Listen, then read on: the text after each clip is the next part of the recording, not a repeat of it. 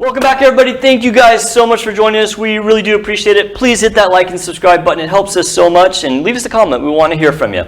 I'm your host, plastic surgeon Dr. Bruce Hermann. With me always is the wonderful Sarah. Looking Hi. great today. How are you, Sarah? I'm good. Travis, how you doing in there, buddy, in the box? Everything good? I'm great. How about you? Everything's great, man. It's Friday. It's good times. Good times. Absolutely. So I just have, we don't have a ton of time for our intro stuff, but I'm going to the Texas OU football game tomorrow. And Nice. I went to one before. Have you been to it? A long time ago. It's been a while. I've been to a few over the years. Yeah. Travis, you ever been to Texas OU? I've been to the fair during Texas OU weekend, but I went to Grambling and Prairie View's football game last Friday. So. Oh, did you? How was that? Who won? At the Cotton Bowl. Grambling actually won. Was it a good game or was? Yeah, it was pretty good. It wasn't too bad. Yeah, Texas and OU were both really ranked high this year, and they're both undefeated. So it should be a pretty great game. Yeah, it should be really good. Yeah, I'm pretty excited about it. I didn't go to either of those schools, but just I really like college football, and it's right here, and it's like fun to see a game. Are you gonna get like a funnel cake or a turkey leg when you go? I'm gonna eat a corn dog. That's like my one guilty pleasure at the fair. I like those jalapeno cheese corn dogs, the Fletcher's ones. Good. Oh, they are good. I'm sure I love corn dogs. I'm not gonna eat for like 2 days afterwards to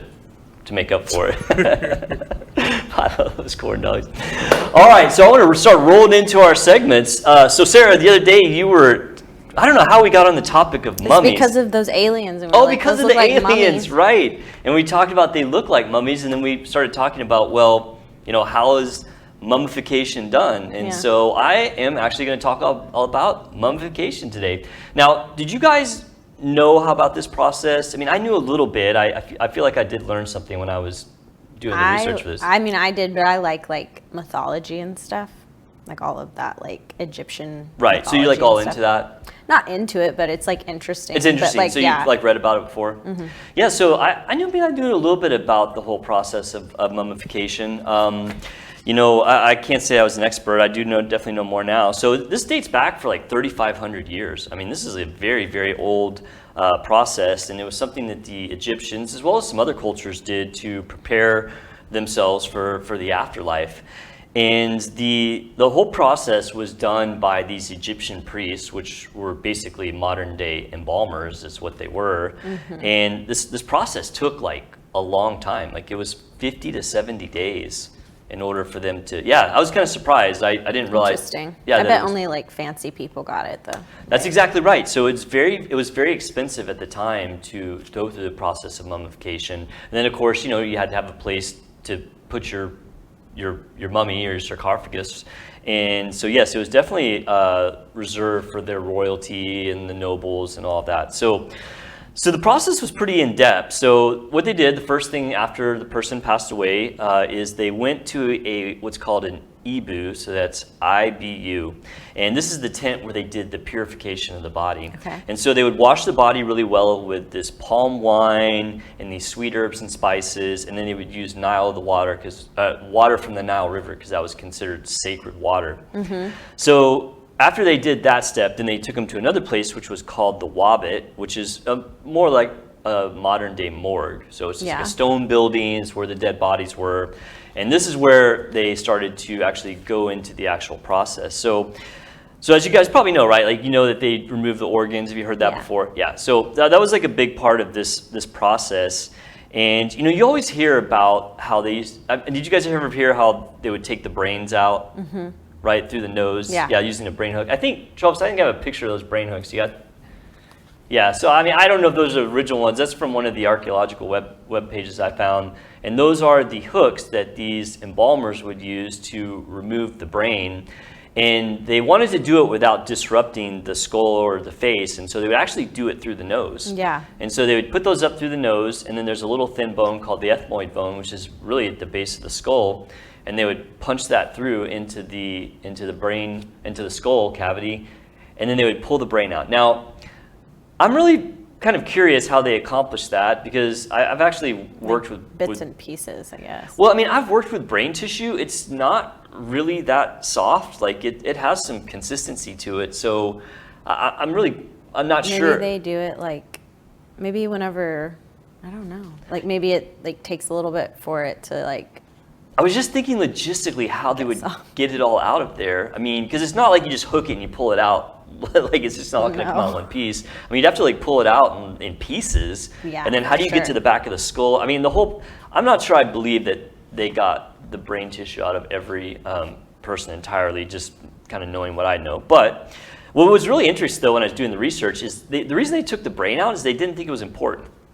Yeah, isn't that odd? They didn't think that the brain was an important organ. Which, I mean, it seems very counterintuitive to us in this day and age. But they just threw it away because they wanted to save the important organs, but they just took the brain out and tossed it in the trash, which I found very, very interesting. Yeah. Right? Yeah, it's crazy. So they actually thought that the heart was the most important organ, and I think that they thought that's where like the soul came from. So they would remove all of the organs, the body organs, through an incision they made in the abdomen, minus the heart. They left that in place. They felt like that the person would need that in the afterlife. But they did feel like the organ should go along with them. So have you ever heard of the canopic? I think I pronounced canopic, canopic. Like jars. the little jars. Yeah, the jars. We got a picture there. Just show that. Yeah, so there they are. And there was generally 4 of them, and these are the sons of Horus. And there was the jackal, that's the one on the left. Then you've got the falcon, then the baboon, and then the human. And those held the stomach, lung, liver, and the intestines. So each of those went into one of those jars. But they prepped them first. They dried them out, like almost they mummified the organs as well.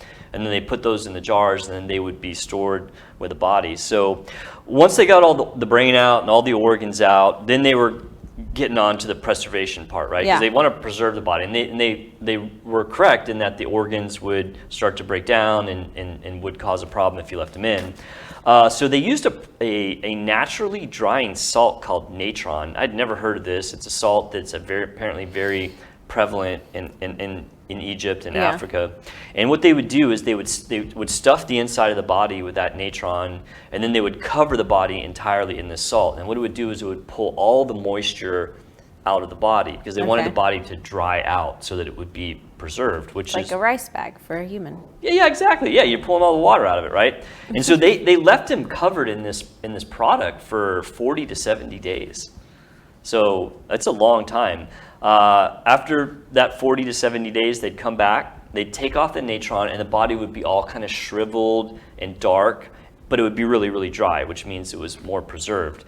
But then they wanted it to look good, so they would go back and then stuff the body with linen, straw, sawdust. Sometimes they would actually put stuff under the skin to kind of plump it back out. So even though that it was kind of desiccated and dried out for preservation, they would then kind of remake it into a more natural look. The eyes, I don't know if they took out the eyes. I couldn't figure if the eyes just came out or they rotted, but they would actually replace those with either quartz, stone, or oddly enough, onions. Yeah, I know, right? It's like, where did they come up with that? Onions. So finally, then the last step they would do is they would coat the skin in a resin. So they dried everything out, they got it looking good. They would take a resin and they would put all over the skin, which would just kind of make a nice protective covering. And then came the part where we all think about mummies, right? You think about the Halloween mummy with all the linen wraps. Then they would do the wrapping, and that was apparently a very detailed process. It said that it took about 100 yards of linen to wrap one body. That's a lot of linen. So like what, I guess you're probably going to get to this, but like what was the purpose of them doing this? Just to make sure that they looked good for the afterlife? Yes, I think so. Like, well, they were preserving, they wanted the bodies to last for eternity, I guess. And so I guess they did. I mean, there's mummies that are thousands of years old. Like if the body dries out and you prepare it properly, I mean, it'll last for a very long time. Yeah. And so, I mean, you have to give it up to them. Like their scientific knowledge of how to preserve a body was actually, very, very intelligent. So they would wrap them in the linen, and then they would, put jewelry on them. Sometimes it would be a mask, like the one Tutankhamun had, and then they would put them in their sarcophagus, which is just a different word for a coffin, and then they would do the whole burial ritual, which is a whole other thing. It was a ritual to them actually going to the burial site and being sealed up and everything. But yeah, pretty crazy stuff that for people that were several thousand years ago to have that knowledge of how to properly preserve something in a manner that still is around today that you can see. Yeah. So pretty wild stuff. I was going to ask you guys, do you believe in the mummy's curses? Like, I mean, I really love those movies, The Mummy. Yeah, right. I do. The Mummy movies are great. Those are so some would of you my go favorite explore? ones. So say you happen to be in Egypt and they found like a fresh tomb. Would you like be the first one to go in? Yeah. Yeah, show us. You can I don't think explore I the mummy's believe tomb. it. I certainly would not. You wouldn't? I would not. Oh, okay. I would. I definitely would not. I think I would. We do have a viewer, Yasmin Collab 12. She said mummy curses aren't real. They're not real? She said bruh too at the end of it. They're not real. That's what they said. Okay, very good. I don't think they're real either. In fact, they actually did some research on the curse of King Tut, and they found that it was not real. What's the curse of King Tut? Well, when they opened up King Tut's tomb, a lot of people associated with that died or had bad things happen to them. And so they actually did scientific studies to see if statistically these people had worse outcomes than average, and they really didn't. So they determined that the mummy's curse is probably not true. They thought maybe there was like some pathogen that they put like a virus or a bacteria in the tomb, but it was not true. It's kind of cool to think that, but yeah, not true. So mummies, did you feel good? You feel like you know how to make a mummy now? I feel like creeped out that they would even do that. Like, you know what I'm saying? Yeah, I know. Like, I just feel like it's kind of cool though. I mean, because it's part of like history that I know. I even think it's weird, like our version of that. Yeah. Like when you go to like a I funeral. think more home. people are getting cremated these days, but Yeah, I think it's just crazy that people. go through a process. Yeah, I mean, and I then think a they lot have of it's like just like the religion-based, open yeah. casket and then like Yeah. all of that. It's wild. All right, well, if you have any questions about mummies, please leave them. I'd love to hear your thoughts on the mummification process. But now everyone, I guess, can go out and make their own mummies. Thanks for watching the show, right? Yeah. Seriously, I'm like, I question eating salt now. Right.